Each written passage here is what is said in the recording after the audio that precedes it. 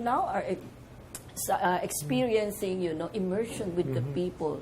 So it's a total antithesis of who you are. Exactly. So this must be the work of the Holy Spirit, because you can contribute a lot, and they need these people who are willing, like you. You are very willing to follow the footsteps of Jesus, right? Yes, there is a nice sentence, I don't know where it comes from, which says, God writes straight with curves.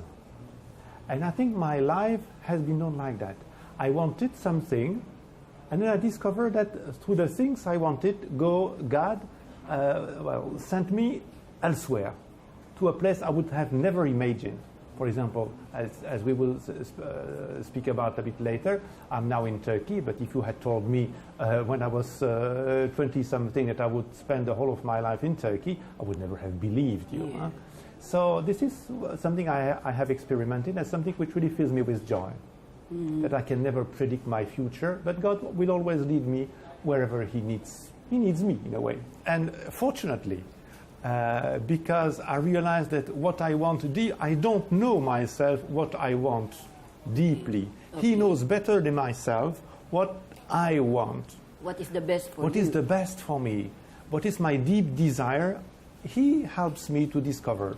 I think the most important is that we have to listen, because if you refuse to listen, even if He wants you to be this and that, if you don't listen, you cannot see that, right? Yeah. So we have, especially as Jesuits, we always have to listen to our hearts. Yes. What makes us deeply happy? As I said, I'm an intellectual, curious. I love to read books and so on. But in the end, I realized that what really fills my heart is not books, but it is meeting people and being with people. And it is always something which, for me, is a source of astonishment. Yeah. So after these undergraduate studies in medicine, I entered the novitiate of the Society of Jesus in 1987. Okay. Then novitiate, studies of philosophy, then graduate studies in biology. And because in that time I was thinking that I would go back to Africa, working in other ways, but maybe teaching in a school for nurses. So I did my thesis in tropical medicine, and then I asked to go back to Congo to work.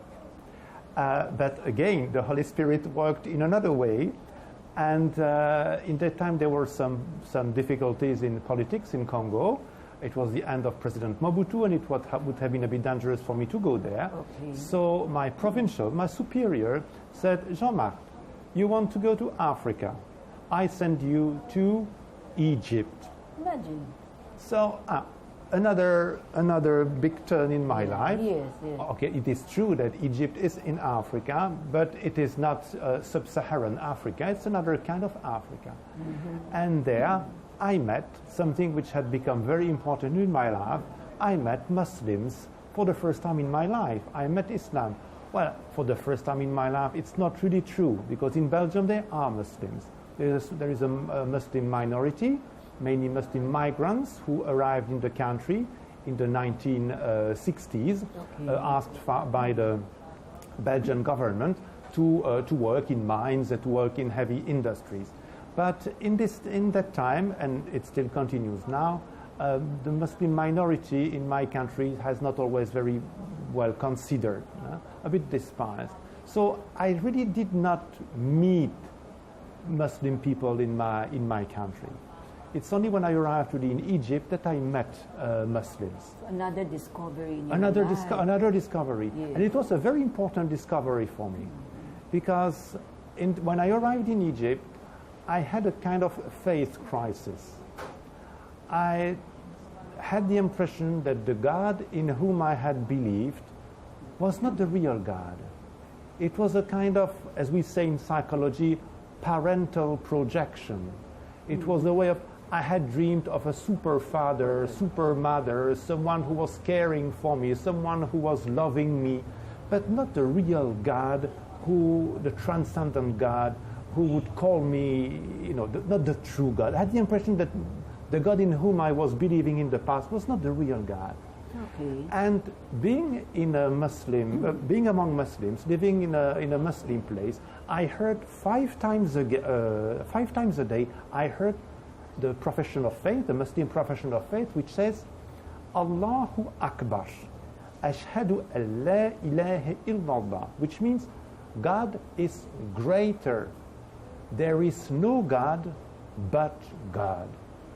And then I said, okay, there is no God. In that time, I was tending to think of that, but God.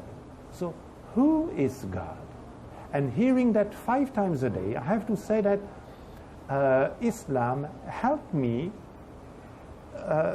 in a sense, understand.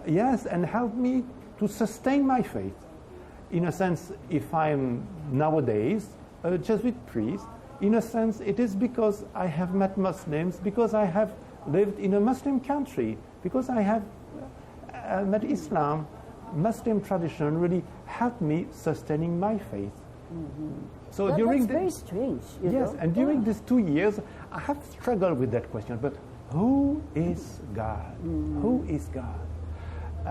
And then after these 2 years in Egypt, this arrived my time of theology. I was sent to Ireland to study theology. So during these years in Ireland, I have struggled with that question. But who is God? And I studied and studied and studied. And again, as I said, the sentence which really was at the origin of my vocation is God is love. Yes. And I really had to rediscover that God is love. And not only going to the books, but again, going to people. And it is by going to people, when I was in Ireland, I was helping with refugees, for example. From where? Refugees from? Refugees in that time in Ireland, there were many refugees from different African countries in the time. Okay. Mm-hmm. And as I was a French speaker, it was, they could make use of me. And as I said, when you receive something, you feel grateful. You want to give something in return. Yes. You know? And in fact, very often when people ask me about the parish, about spiritual life, I always tell them, the heart of Christian spirituality rests in 3 words. The words that we teach our kids. Thank you, sorry, see you tomorrow. And with these 3 words, you have the heart of Christian spirituality.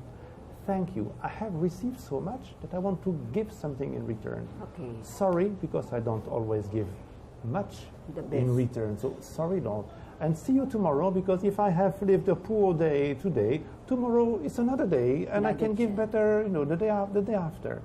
And if I say something about these 3 words, that's because the word thank you for me, this is the most beautiful word. I had received a lot during my internship in Congo. I wanted to give something in return to all the Africans I could meet. And it is the same thing with what I had received in Egypt. I had received much through my encounter with Muslims, with Islam, and I wanted to give something back, which means that during my theological studies when I was in Ireland, I studied the source of the images that Westerners could have about Muslims. We have had a very long stories, and that story has not always been very pleasant, either for Westerner or for the Muslims.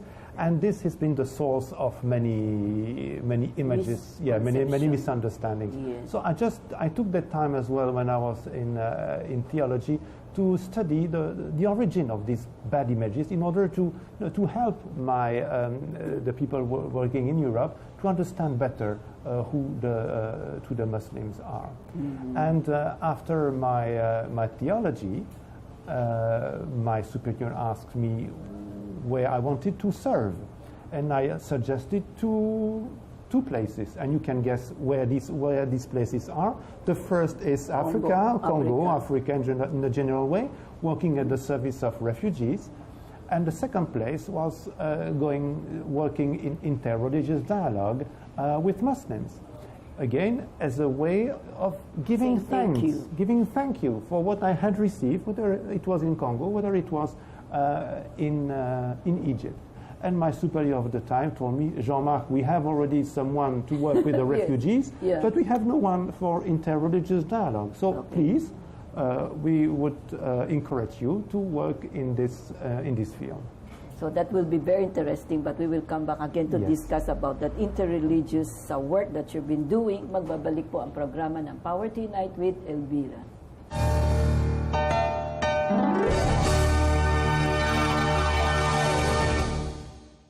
The search is on for the best videos for, by, and with children. The Cinebata Video Festival, open to all Filipinos. Winners will receive prizes. For details, visit or contact the following.